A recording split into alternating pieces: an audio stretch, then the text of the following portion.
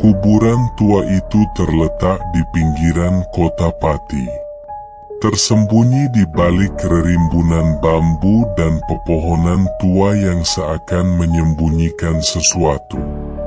Tak banyak yang berani melewati jalan kecil menuju sana, apalagi saat malam menjelang. Di antara warga setempat, tempat itu disebut sebagai kuburan Cina, karena hampir semua nisan di sana bertuliskan aksara Tionghoa yang sudah terkikis waktu. Konon, pemakaman itu telah ada sejak zaman kolonial, dan banyak jasad yang dikuburkan di sana tak dikenal identitasnya. Di sebuah rumah kecil yang tak jauh dari kompleks pemakaman, tinggal seorang pria bernama Sumarno. Ia bekerja sebagai tukang kebun merangkap penjaga di area pemakaman tersebut. Sumarno sudah tinggal di sana sejak kecil, mewarisi pekerjaan dari ayahnya. Meski terbiasa hidup dekat dengan kematian, ada satu hal yang tak pernah bisa ia pahami. Suara gamelan malam-malam, aroma dupa yang menyengat tanpa sebab, dan sesosok perempuan berbaju merah yang kerap muncul di antara kabut. Suatu malam, hujan gerimis turun membasahi tanah. Udara dingin menusuk hingga ke tulang.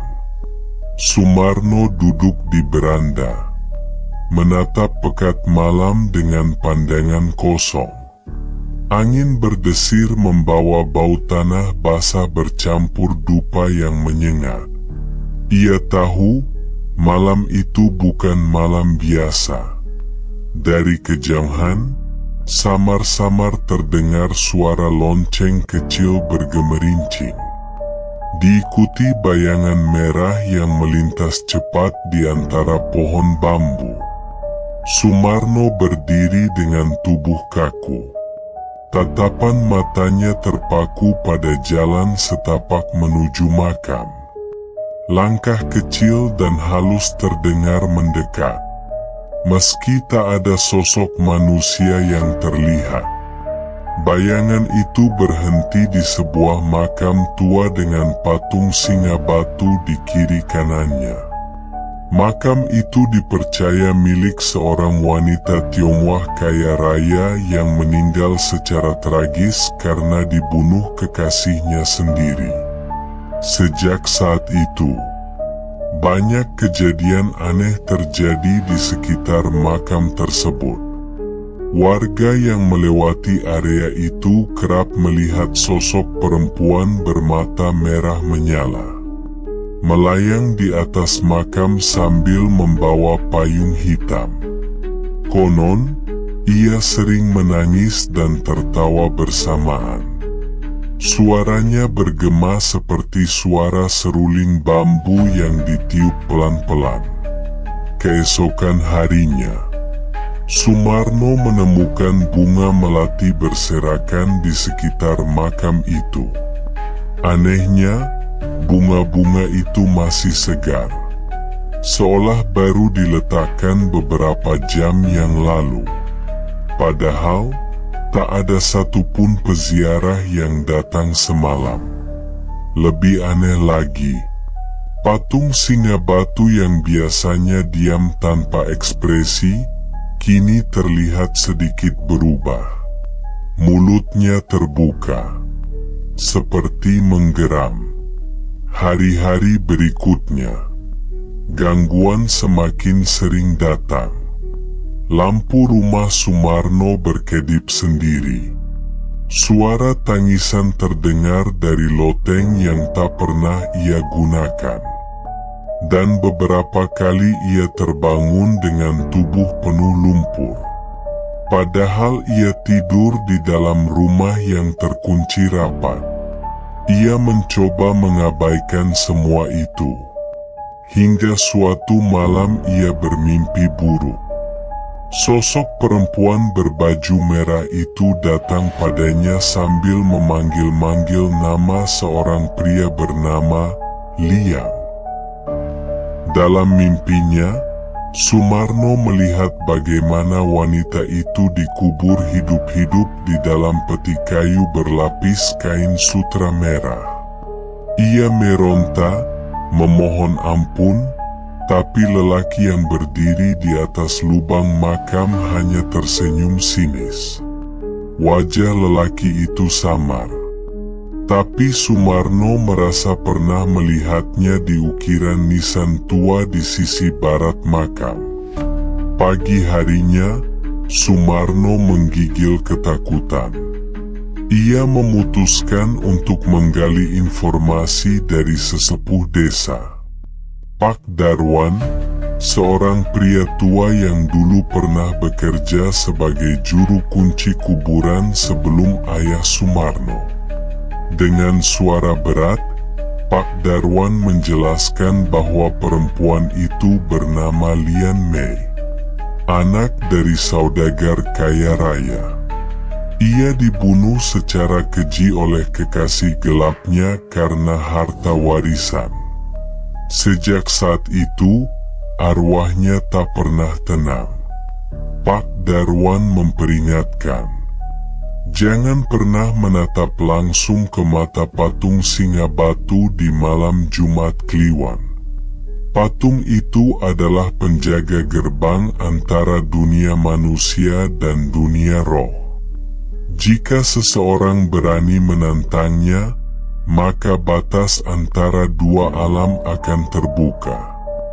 Dan saat itu terjadi, penunggu kuburan Cina akan keluar mencari pengganti. Namun malam Jumat Kliwon itu datang lebih cepat dari dugaan. Malam Jumat Kliwon datang bersama langit mendung dan angin yang berputar liar. Awan hitam menggulung rendah, menekan langit-langit desa seperti pertanda murka dari alam. Sumarno menutup semua jendela dan pintu rumahnya, lalu membakar kemenyan seperti yang diajarkan mendiang ayahnya. Namun dalam hatinya, ia tahu semua itu takkan cukup. Tepat pukul 12 malam, bumi seolah berhenti bergerak. Tidak ada suara jangkrik, tidak ada suara angin.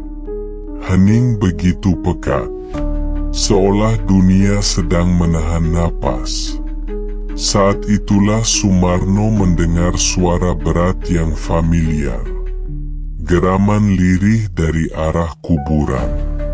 Ia menatap keluar jendela.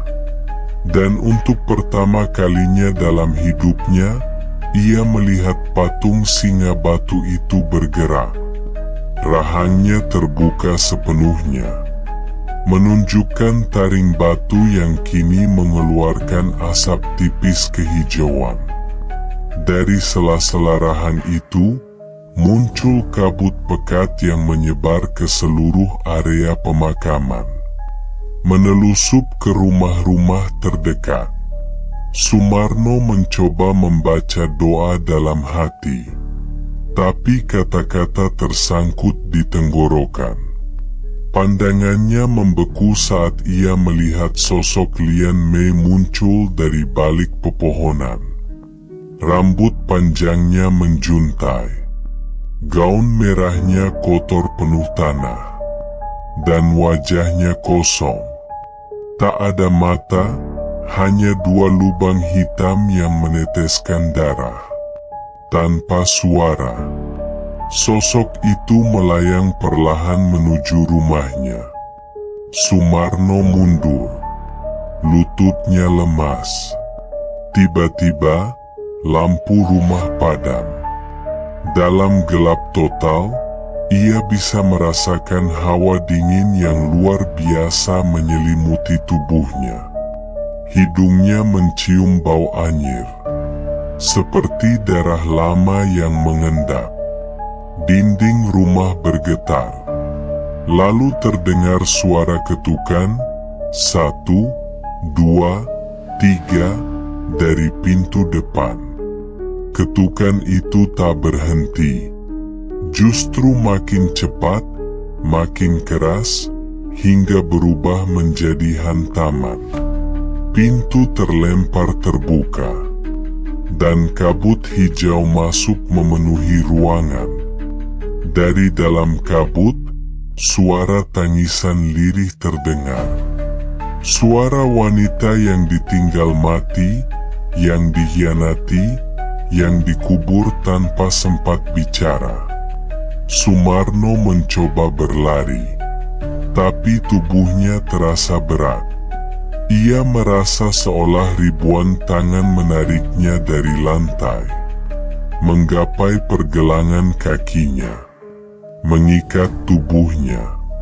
Ia jatuh, lalu terseret keluar menuju arah makam tua. Tanpa bisa melawan, ia diseret menuju makam dengan patung singa batu itu. Langit menyala dengan kilat ungu. Dan pada saat itulah, sosok Lian Mei muncul berdiri di atas pusaranya sendiri.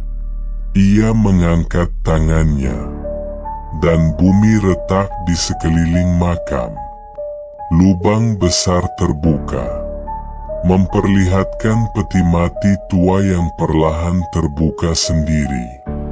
Di dalamnya, tak ada jasad. Hanya kain sutra merah yang melayang.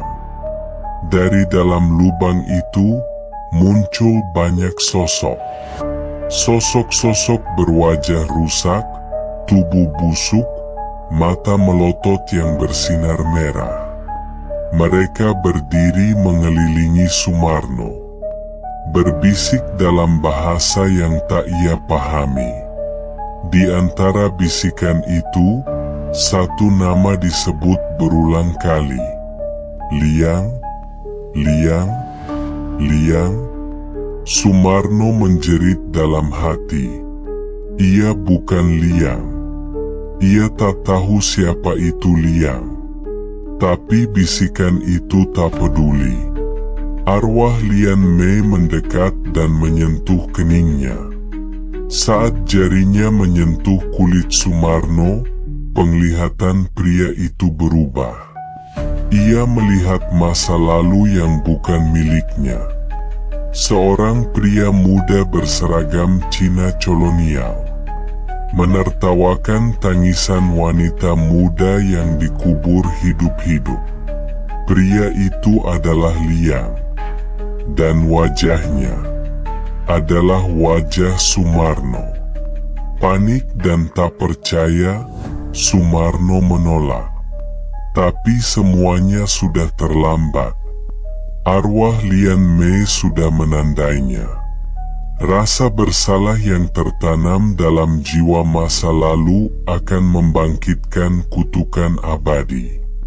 Maka, pada malam itu, tubuh Sumarno perlahan menghilang di telan bumi, digantikan oleh sosok patung batu baru yang berdiri tak jauh dari patung singa lama, menatap langsung ke arah gerbang makam. Pagi harinya, warga desa menemukan rumah Sumarno kosong. Tak ada jejak keberadaannya, kecuali sebatang dupa yang masih menyala dan setangkai melati segar di depan pintu. Kini, setiap malam Jumat Kliwon, terdengar gamelan tua dari arah makam. Patung-patung di sana seolah bertambah jumlahnya. Dan jika ada yang nekat menatap mata singa batu itu, konon mereka akan melihat bayangan pria berseragam kolonial berdiri di balik kabut. Wajahnya familiar, tapi sorot matanya penuh penyesalan dan dendam.